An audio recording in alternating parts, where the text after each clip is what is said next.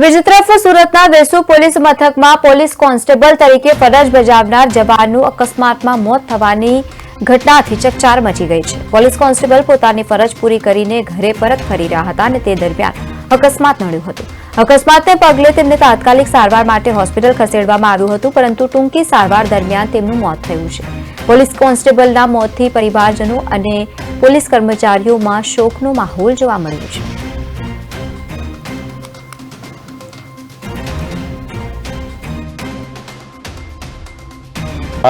રાજુભાઈ ભાણાભાઈ મારા સગા ભત્રીજા થાય છે અને એ વેસુ પોલીસ સ્ટેશનમાં નોકરી કરતા હતા। ગઈ તારીખ 20 એમની નોકરી પૂરી થતા એ પોતે પોતાની મોટરસાયકલ લઈ વાછાવડ ગામે આવતા તે દરમિયાન સચિન ઓવરબ્રિજ આગળ કોઈ